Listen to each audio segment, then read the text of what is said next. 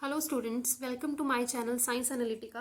अगर आपने अब तक मेरा चैनल सब्सक्राइब नहीं किया है so please do subscribe my channel, ताकि जो अगर आगे आने वाली फर्दर वीडियोस हैं, टॉपिक्स हैं, वो आप इजीली कवर कर सकें। So now today we are going to start a new topic that is gravitation. अब ग्रेविटेशन होता क्या है? Gravitation is the name given to the force of attraction between two bodies. जब दो बॉडीज़ एक दूसरे को किसी अट्रैक्टिव फोर्स के ज़रिए अट्रैक्ट करती हैं तो उस फिनोमिना को हम क्या बोलते हैं? ग्रेविटेशन बोलते हैं। जैसे कि आपको पता है कि हमारी यूनिवर्स में जितनी भी चीज़ें हैं, जितने भी ऑब्जेक्ट हैं, बॉडीज़ हैं, वो एक दूसरे को अट्रैक्ट कर रही हैं, ठीक है, विथ सम फोर्स। ठीक, तो अब आप सोचेंगे कि अगर वो एक दूसरे को अट्रैक्ट कर रही हैं विथ सम फोर्स, तो हमें वो इफेक्ट जो उनसा है अट्रैक्शन का, वो विजिबल क्यों नहीं होता, या उसका इफेक्ट हमें दिखता क्यों नहीं, महसूस क्यों नहीं होता? ऐसा तो नहीं होता कि कोई ऑब्जेक्ट अगर दूसरे को अट्रैक्ट कर रहा है तो वो उसकी तरफ चलना शुरू हो जाए, जो तो जहाँ अदरवाइज स्टेशनरी है वहीं स्टेशनरी रहते हैं।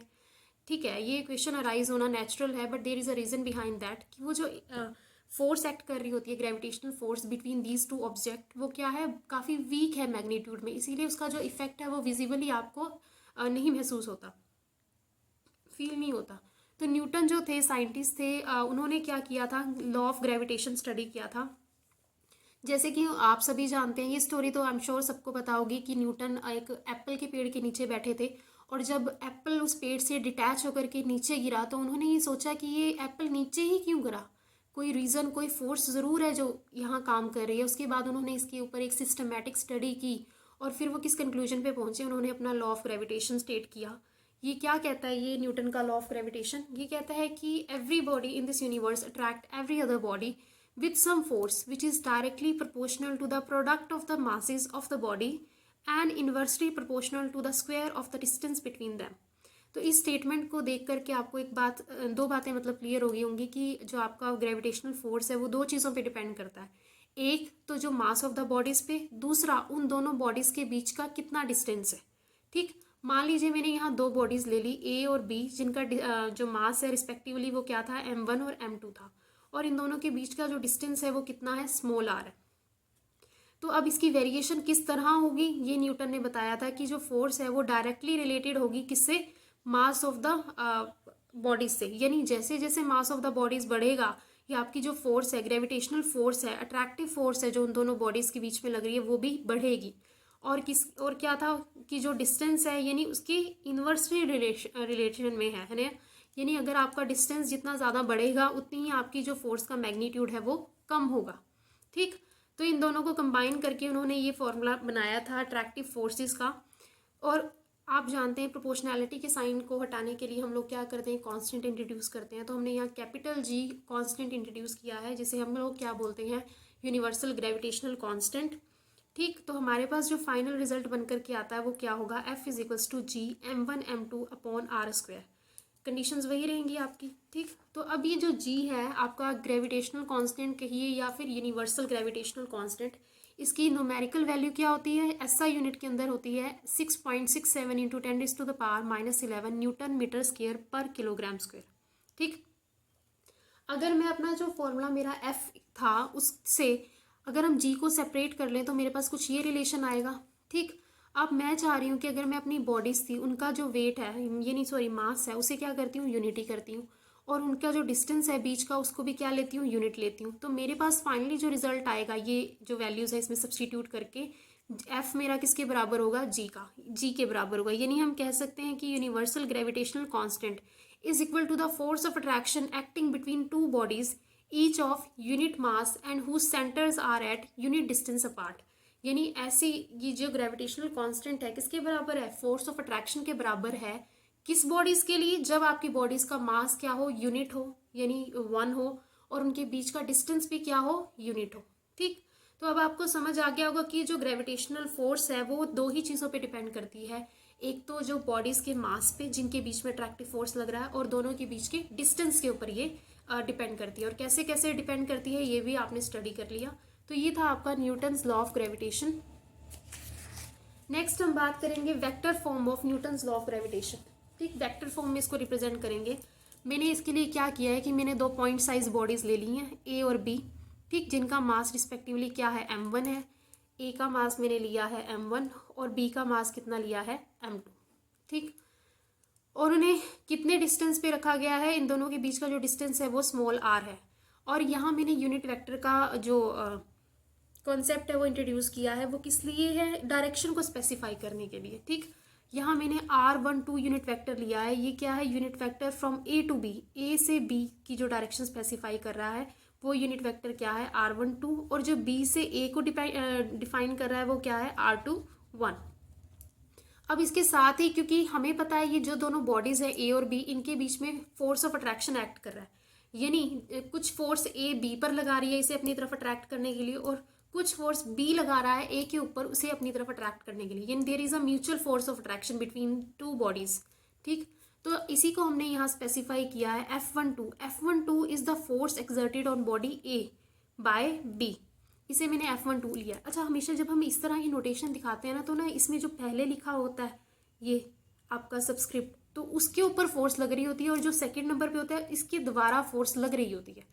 तो यहाँ जो 1 है वो मैंने ए के लिए स्पेसिफाई किया है, दैट इज मास 1 के लिए, और जो 2 है वो मास 2 यानी बी के लिए स्पेसिफाई किया। ठीक है, तो यहाँ F12 का मतलब होता है फोर्स ऑन बॉडी ए या force on mass m1 bye m2। ठीक, इसी तरह यहाँ F21 की अगर मैं बात करूँ, फोर्स ऑन बॉडी बी और of mass m2 by mass m1। ठीक, अब न्यूटन का ग्रेविटेशनल लॉ क्या कहता है, इनके दोनों के मैग्नीट्यूड हमें निकालने सिखाए गए हैं, जो फॉर्मूला हमें न्यूटन ने दिया था। तो इसी में अगर मैं F12 को कैलकुलेट करूँ, अच्छा ये नेगेटिव साइन मैंने फॉर्मूले में इसलिए स्पेसिफाई किया है ताकि, क्योंकि जो फोर्स है वो अट्रैक्टिव इन नेचर है, तो उसे बताने के लिए हम लोगों ने नेगेटिव साइन बताया। ठीक, तो उसका जो मैग्नीट्यूड होगा वो कितना होगा, g m1 m2 upon r square. ये सिंपल फॉर्मूला है, लेकिन अब हमें डायरेक्शन स्पेसिफाई करनी है कि ये फोर्स किस पे लग रहा है, ए पे लग रहा है, किससे, बी से। ठीक, तो इसका जो पोजीशन वेक्टर होगा हमारा ए से लेकर के बी तक का वो क्या था, R21 था। ठीक, तो नेगेटिव साइन शो करता है कि जो ग्रेविटेशनल फोर्स है आपकी वो अट्रैक्टिव इन नेचर है। सिमिलरली हम जानते हैं कि जो हमारा R12 है या R21 है वो दोनों मैग्नीट्यूड में इक्वल हैं, जो पोजीशन वेक्टर है आपके। तो इसी तरह अगर मैं F12 कैलकुलेट करती हूँ तो मैं क्या लिख सकती हूँ, यहाँ R12 की जगह R21 लिख सकती हूँ। नीचे मेरा क्या था, R स्क्वायर था। ठीक, तो उसे स्क्वायर को हमने किस फॉर्म में लिखा, R21 स्क्वायर था, मतलब उसे हम लोगों ने किस चीज़ में लिखा, किसी भी वेक्टर को, यूनिट वेक्टर को अगर आपने दिखाना है तो आप ऐसे दिखा सकते हो ना, वेक्टर अपॉन इट्स मैग्नीट्यूड, तो इसे उसी फॉर्म में लिखा गया है। ठीक, जो आपका वेक्टर था यहाँ पे R21, तो उसी को मैंने यूनिट वेक्टर को इस फॉर्म में लिखा है, वेक्टर अपॉन इट्स मैग्नीट्यूड के फॉर्म में। तो ये इस फॉर्म में आपके पास रिजल्ट आ जाएगा। और सिमिलरली अगर आप F21 कैलकुलेट करते हो वो भी सेम ही होगा, लेकिन उसमें फ़र्क कहाँ आएगा, आपके पोजीशन वेक्टर में, क्योंकि उसके ऊपर जो पोजीशन वेक्टर है वो किस डायरेक्शन में एक्ट कर रहा है, अपोजिट डायरेक्शन में एक्ट कर रहा है R12 की। यानी आप फाइनली सॉल्व करेंगे तो आपको पता लगेगा कि वेक्टर फॉर्म में जो आपका फोर्स एक्सर्टेड ऑन बी है बाय ए वो इक्वल इन मैग्नीट्यूड है by the force exerted on A by B and opposite in direction है, यानी दोनों की दोनों बॉडीज एक दूसरे पर इक्वल फोर्स एक्सर्ट कर रही हैं, लेकिन उनकी जो डायरेक्शन है वो क्या है, अपोजिट टू ईच अदर है, ऑफकोर्स अट्रैक्टिव है। ठीक, तो एक तरह से ये आपका न्यूटन थर्ड लॉ का फॉर्म भी बनता है, to every action there is equal and opposite reaction. Action और रिएक्शन इक्वल इन मैग्नीट्यूड होते हैं और अपोजिट इन डायरेक्शन होते हैं। सिमिलरली यहाँ भी जो आपकी ग्रेविटेशनल फोर्स है वो न्यूटन के थर्ड लॉ को ओबे कर रही है कि जो आपका फोर्स है वो इक्वल इन मैग्नीट्यूड है एक दूसरे के ऊपर, लेकिन अपोजिट इन डायरेक्शन है। ठीक, तो ये हमारा वेक्टर फॉर्म के अंदर था। अब हम जनरल कैरेक्टरिस्टिक्स आपकी जो स्टडी करेंगे ग्रेविटेशनल फोर्स की। ग्रेविटेशनल फोर्स क्या होती है, सबसे पहले it is independent of the nature of the interviewing medium. हमने दो बॉडीज़ के बीच में अट्रैक्टिव फोर्स की बात की है, लेकिन उन बॉडीज़ के बीच में जो इंटरवीनिंग मीडियम है, एयर है, कुछ भी है, वाटर है, what ever it may be, तो उसके ऊपर ये डिपेंड नहीं करती। ठीक, फर्स्ट पॉइंट। और it is independent of the presence of other bodies, यानी अगर मैं ए और बी के बीच में फोर्स को कैलकुलेट कर रही हूँ तो फ़र्क नहीं पड़ता सी डी, अगर कोई और बॉडीज़ भी बैठी हैं तो उससे कोई फ़र्क नहीं पड़ेगा। अगर इन दोनों के बीच का फोर्स की बात चल रही है तो इन दोनों के अट्रैक्टिव फोर्स की ही कैलकुलेशन होगी, और इसमें जो अदर बॉडीज़ प्रेजेंट हैं सराउंडिंग के अंदर वो अपना इफेक्ट नहीं डालेंगी। ठीक, थर्ड आता है वो हमने देख ही लिया अभी कि जो ग्रेविटेशनल फोर्स है वो इक्वल इन मैग्नीट्यूड होती है और अपोजिट इन डायरेक्शन होती है, हैंस हम कह सकते हैं कि वो न्यूटन थर्ड लॉ को ओबे करती है। Fourth one is gravitational force as a central force as it always act along the line joining the centre of the two bodies. यानी कि आपने देखा ए और B, the line joining the centre of these two bodies, इसके along act करती है वो, तो इसीलिए हमने इसको क्या कहा है कि ये सेंट्रल फोर्स है। ठीक, नेक्स्ट पॉइंट है कि force is independent of the nature and size of the bodies till their masses of involve bodies remain same and the distance between their centre is fixed. देखिए, अगर आपकी bodies का जो मास आपने इनिशियली ले लिया वो फिक्स है, उसके बाद उनके मास में कोई चेंज नहीं आ रहा, और उनका जो डिस्टेंस भी है वो फिक्स है, उसमें कोई चेंज नहीं आ रहा, तो उस केस में जो आपकी फोर्स है वो इंडिपेंडेंट रहती है, वो नेचर और साइज ऑफ द बॉडी पे डिपेंड नहीं करती। ठीक, अनलेस कि उसके मैग्नीट्यूड पे इफेक्ट ना पड़े इनके चेंज होने की वजह से। तो ये जो सारी चीज़ें थी, हमने अब तक किसके बारे में बात की थी, ग्रेविटेशनल फोर्स के बारे में। ठीक, ग्रेविटेशनल लॉ के बारे में बात की थी। अब एक वर्ड आता है जो हम ग्रेविटी, हम बड़ा यूज़ करते हैं, इफेक्ट ऑफ ग्रेविटी, हम चल पा रहे हैं इफेक्ट ऑफ ग्रेविटी के कारण। और आप वो न्यूटन वाला एक्सपेरिमेंट जो सा था उसमें भी आप लोग यही बोलते हैं कि एप्पल नीचे गिरा, वो तो ग्रेविटी के इफेक्ट के कारण गिरा। अब ग्रेविटी है क्या, हमें ग्रेविटेशनल फोर्स के बारे में तो पता लग गया। मैंने, आपको याद होगा जब मैंने ये लॉ शुरू किया था, लॉ ऑफ ग्रेविटेशन, तो मैंने कहा था कि it is attractive forces, force acting between any two body of the universe, कि यूनिवर्स की सभी बॉडीज एक दूसरे को अट्रैक्ट कर रही हैं विद सम फोर्स। लेकिन अगर मैं उसमें एक बॉडी क्या ले लूँ, अर्थ ले लूँ, और दूसरी कोई भी बॉडी ले लूँ, अर्थ और किसी और बॉडी के बीच में जब हम, स्पेसिफिक केस है ये, एक तरह से हम कह सकते हैं न्यूटन लॉ ऑफ ग्रेविटेशन का, ग्रेविटी एक स्पेशल केस है। ग्रेविटी के अंदर हमने वैसे जनरली हमने दो बॉडीज के बीच में अट्रैक्शन दिखाई थी, लेकिन ग्रेविटी में हम क्या लेते हैं, एक बॉडी को अर्थ लेकर के चलते हैं और दूसरी बॉडी आपकी कुछ भी हो सकती है। यानी जब भी हम अर्थ और किसी दूसरी अननोन बॉडी के बीच फोर्स ऑफ अट्रैक्शन की बात करते हैं तो उसको क्या बोला जाता है, ग्रेविटी। ठीक, so gravity is the force of attraction exerted by the earth towards its center of the body lying near or on the surface of the earth. Gravity is merely a special case of gravitation. ठीक, for example, force of attraction between two bodies is called force of attraction, but the force of attraction between the earth and a body is known as the force of gravity. ठीक, अब दोनों के बीच में difference क्या है अगर हम देखें, gravitational is the force of attraction between two bodies, वही ग्रेविटी किसके बीच में, अर्थ के बीच में और किसी और ऑब्जेक्ट जो अर्थ के सरफेस पे है या अर्थ से कुछ दूरी पर है। जब उन दोनों की हम लोग इंट्रैक्शन स्टडी करेंगे तो वो क्या बन जाएगा, ग्रेविटी। नेक्स्ट क्या है, the force of gravitation between two bodies can be zero if the separation between two body is infinite. अच्छा, आपने, मैंने बताया था कि जो फोर्स है और जो डिस्टेंस है उनके बीच में इन्वर्सल रिलेशन है। ठीक है, वो एक दूसरे के इन्वर्सली प्रोपोर्शनल है, यानी जैसे जैसे आपका distance between the two bodies बढ़ता चला जाएगा, आपका जो फोर्स है वो स्मॉल इन मैग्नीट्यूड होता चला जाएगा, वो कम होता चला जाएगा। ठीक है, अगर मैं बात करूं कि ये आर इन्फिनिटी हो गया, उस पर जाकर के आपकी फोर्स क्या हो जाएगी, जीरो हो जाएगी। ठीक, लेकिन आप, ये तो जनरल केस था जब हम दो जनरल बॉडीज की बात करते हैं, उस केस में ऐसा होता है।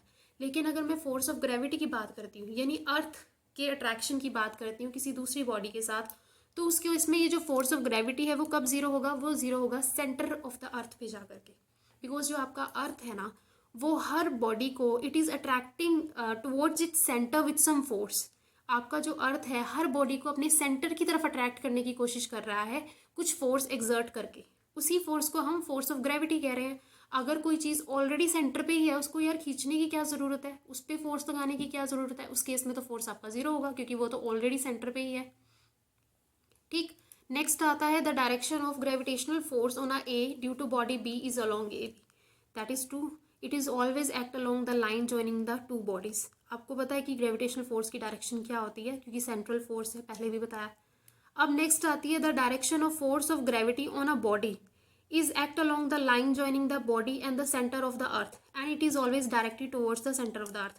of course आपका जो अर्थ है उसका मैग्नीट्यूड क्या है, बहुत ज़्यादा है, तो वो किसी भी चीज़ को अपनी तरफ अट्रैक्ट करेगा, तो जो फोर्स की डायरेक्शन होगी वो टुवर्ड्स अर्थ ही होगी ग्रेविटी के केस में। ठीक, अब gravitational force on a body A of mass m due to body b of mass 2 having distance r apart is, ये आता है आपका formula, that is g m1 m2 upon r square. लेकिन अगर मैं फोर्स ऑफ ग्रेविटी की बात करूं, वो मेयरली किसके बराबर होती है, वेट के, दैट इज mg। इसे हम वेट ऑफ द बॉडी भी कह सकते हैं, क्योंकि आपने वेट की भी तो डेफिनेशन यही पढ़ी है, वेट का भी तो फॉर्मूला यही होता है mg।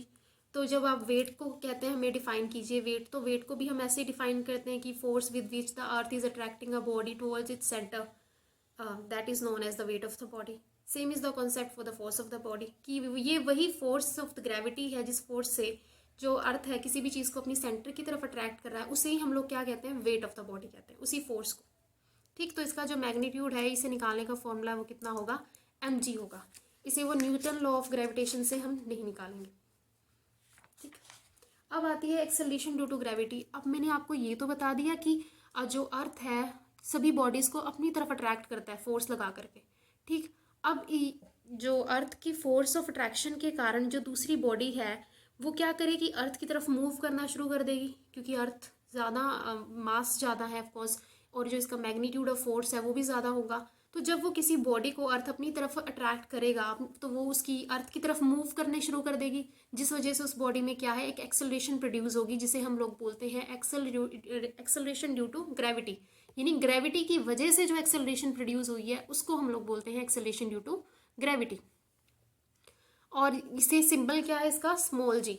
और इसकी यूनिट ऑफ कोर्स एक्सेलरेशन है, तो यूनिट तो एक्सेलरेशन वाले ही रहेंगे, मास पर यूनिट स्क्वायर, सॉरी हाँ, मास अपॉन सेकेंड स्क्वायर जो आपका था, मीटर पर सेकेंड स्क्वायर ही होंगे।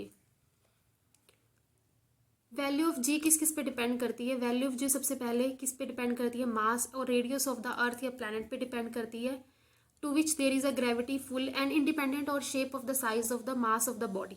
अच्छा, ये जो आपकी एक्सेलरेशन ड्यू टू ग्रेविटी है वो सिर्फ किस पे डिपेंड करती है, उस बॉडी पे डिपेंड करती है जो अट्रैक्ट कर रही है, उस पे उसकी डायमेंशंस पे डिपेंड नहीं करती कि जो अट्रैक्ट हो रही है। जैसे कि हमने देखा कि अर्थ अपनी तरफ पुल कर रही है किसी भी बॉडी को, मान लो कोई स्टोन ही है लगा लीजिए, छोटी सी बॉडी, या कोई और है, तो उसे अपनी तरफ अट्रैक्ट कर रही है, तो सिर्फ जो मास और रेडियस ऑफ द अर्थ है ये उस पर डिपेंड करेगी, मास और रेडियस ऑफ द ऑब्जेक्ट या स्टोन पे डिपेंड नहीं करेगी। इसीलिए आपने एक एक्सपेरिमेंट देखा होगा कि अगर हम मतलब कि स्टोन थे, वो लीनिंग टावर ऑफ पिसा इटली से गिरे गए नीचे, तो हम उन्होंने देखा कि ये दोनों जो उनका मास डिफरेंट था दोनों स्टोन्स का, लेकिन वो सेम टाइम पर जा करके उस पे अर्थ पे टच किए। इसका मतलब क्या था कि दोनों स्टोन पे जो ग्रेविटी थी या ग्रेविटेशनल फोर्स थी वो सेम अमाउंट पे लग रही थी, इसीलिए तो सेम एक्सेलरेशन प्रोड्यूस हुई दोनों के ऊपर, और दोनों सेम टाइम पर जा करके अर्थ को टच की। ठीक, तो ये हम बता सकते हैं कि ये सिर्फ ऑब्जेक्ट जो अट्रैक्ट हो रहा है उसकी डायमेंशन पे डिपेंड नहीं करती, जो प्लैनेट अट्रैक्ट कर रहा है, यानी जिस तरह की अर्थ हमने एग्जांपल लिया यहाँ, उस पर डिपेंड करेगी। तो इसका अगर मैं देखूँ तो इसकी रिलेशन क्या होता है ग्रेविटेशनल फोर्स के साथ, और इसका जो फॉर्मूला है वो क्या निकल करके आएगा। मान लीजिए आपके पास अर्थ है, एक स्फेरिकल बॉडी है जिसका सेंटर क्या है, ओ है, जिसका रेडियस क्या है, आर है, और कोई भी एक ऑब्जेक्ट एम पड़ा है अर्थ के सरफेस के ऊपर। अब अर्थ की टेंडेंसी वही, फोर्स ऑफ अट्रैक्शन दोनों के बीच में लगेगा, ग्रेविटी फोर्स लगा लीजिए कि विथ सम फोर्स ये इस सरफेस पे जो मटेरियल पड़ा है उसको अपने सेंटर की तरफ अट्रैक्ट करेगा विथ सम फोर्स, जिसका मैग्नीट्यूड हमने कितना बताया था, mg equal to the weight of the body. ठीक, तो अब क्या करेंगे, फोर्स ऑफ अट्रैक्शन अगर मैं बॉडी और अर्थ के बीच में कैलकुलेट करती हूँ तो वो कितना आएगा, नॉर्मल फॉर्मूले से, तो वो कितना होगा, G M, capital M is the mass of the earth. ठीक, तो m1 की जगह आ जाएगा कैपिटल एम, m2 की जगह क्या आएगा, mass of the object which is lying on the surface of the earth, upon R square. R square is basically the distance between the centre of the earth to the centre of the body. अगर हम देखें तो it is equals to the radius of the earth, तो इसीलिए यहाँ पे capital R square आया। Give this equation number 1। अब हमें पता है from gravity pull, because there is a gravity attracting the body towards the centre of the earth which is equals to mg equal to the weight of the body भी कहेंगे, जिसे इतने force से वो अट्रैक्ट हो रही है towards the centre mg से। अगर इन दोनों फोर्सेस को मैं रिलेट कर देती हूँ, इक्वेट करती हूँ, क्योंकि दोनों इक्वल है, तो क्या होगा मेरा, अगर मैं आफ्टर कैंसिलेशन एंड सिंप्लीफिकेशन मेरे पास जो रिजल्ट निकल करके आएगा ये क्या होगा, ये हमारा रिलेशनशिप होगा किस किस के बीच में, एक्सेलरेशन ड्यू टू ग्रेविटी और ग्रेविटेशनल फोर्स या ग्रेविटेशनल कांस्टेंट जी के बीच में। तो अगर आप यहाँ देखें तो आपके जो जी की आपकी स्मॉल जी यानी एक्सेलरेशन ड्यू टू ग्रेविटी का जो आपके पास फॉर्मूला निकल करके आया, उसमें आप देखेंगे कि एम क्या है, मास ऑफ द अर्थ है, आर स्क्वायर क्या है, रेडियस ऑफ द अर्थ है, और जी क्या है आपका, कांस्टेंट है। तो आप जैसा कि मैंने अभी आपको एक्सप्लेन किया था, ये सभी की सभी डायमेंशन किसके हैं, अर्थ के डायमेंशंस हैं, यानी और ग्रेविटेशनल पुल कौन लगा रहा था यहाँ, अर्थ ही लगा रहा था। बॉडी जो उसकी सरफेस पे पड़ी थी उसके डायमेंशन पे तो नहीं डिपेंड करती, ये जो एक्सेलरेशन है वो सारी की सारी किस पे डिपेंड करती है, जो बॉडी अट्रैक्ट कर रही है यानी अर्थ जो ग्रेविटी पुल लगा रही है। ठीक, तो फर्क नहीं पड़ता आपकी बॉडी का मास क्या है, वो सेम उस पे टाइम पे यानी सेम जो उनसी है वो ग्रेविटेशनल पुल एक्सपीरियंस करेंगे। ठीक, जैसे कि आपने एक्सपेरिमेंट भी देखा होगा, जब हम एक जार लेते हैं उसमें वैक्यूम क्रिएट कर देते हैं, है ना, तो उस वैक्यूम क्रिएट किए हुए जार में अगर मैं एक फैदर गिरती हूँ और एक हैमर गिरती हूँ, वो दोनों सेम टाइम पर जाकर के टच करेंगे ग्राउंड उसके सरफेस ऑफ द जार को। ठीक, जो कि ग्राउंड के साथ इन कॉन्टैक्ट है। ठीक है, डाउनवर्ड डायरेक्शन में, इससे पता लग रहा है कि उनके ऊपर जो पुल है वो सेम लग रहा है ना। पर कई लोग कहते हैं कि नहीं जी ऐसा नहीं होता, फैदर तो बहुत लेट गिरता है आकर के, और जो आपका हैमर है या कोई स्टोन है वो तो फटाफट नीचे गिरेगा आकर के। एग्जैक्टली वो ठीक है, हम इसका ये इफेक्ट नहीं है कि दोनों के डायमेंशन अलग है इसीलिए ऐसा हो रहा है, नहीं, क्योंकि जो फैदर है उसके डायमेंशन कम होते हैं। ठीक है, वो हल्का होता है, उसकी डेंसिटी कम होती है, इस वजह से उसके ऊपर एयर रेजिस्टेंस का इफेक्ट बहुत ज़्यादा होता है। एयर रेजिस्टेंस क्या होती है, एयर क्या करती है, उसको कभी इधर घुमा रही है कभी उधर घुमा रही है, वो बेचारा बहुत लेट जाके ग्राउंड पे टच करेगा। और जो आपका हैमर है या आपका स्टोन है वो क्या है, रिजिड है, डेंसिटी हाई है, उसके ऊपर एयर रेजिस्टेंस का इतना इफेक्ट नहीं पड़ता, इसीलिए वो जल्दी आकर के आपको लगता है कि ग्राउंड को टच कर गया। लेकिन इसी सिचुएशन, इसी एक्सपेरिमेंट को जब अंडर कंट्रोल्ड कंडीशन किया गया, यानी कि हवा सारी निकाल दी गई बाहर वैक्यूम के जरिए और उससे पूरा वैक्यूम क्रिएट कर दिया गया, फिर ये एक्सपेरिमेंट हमने करके देखा, परफॉर्म करके देखा साइंटिस्ट से, हमने क्या, तो फिर उन्होंने देखा कि दोनों जो मटेरियल हैं, दोनों ऑब्जेक्ट हैं आपके, वो फैदर भी और आपका या स्टोन भी, वो क्या कर रहे हैं, सेम टाइम पर जा करके आपके सरफेस को टच कर रहे हैं। इससे क्या पता लगता है कि जो ग्रेविटी पुल है दोनों के बीच वो सेम लग रहा है और एक्सेलरेशन भी दोनों में बराबर प्रोड्यूस हो रही है, जो हमने यहाँ भी आपको डिफाइन किया है। क्योंकि एक्सेलरेशन किस पे डिपेंड कर रही है, सिर्फ बॉडी की डायमेंशंस पे जो अट्रैक्ट कर रही है, ना कि उस पर जो अट्रैक्ट हो रही है। ठीक, so this is all about the gravitational force and the concept of gravity. Hopefully आपको अब ये जो कॉन्सेप्ट है काफ़ी हद तक क्लियर हो गया होगा, और जो आपके माइनर या मेजर डाउट होंगे वो क्लियर हो चुके होंगे अब तक। So I am going to stop it here, so we'll continue in the next lecture. Thank you so much for watching this video, and please do like and subscribe my channel. Thank you so much.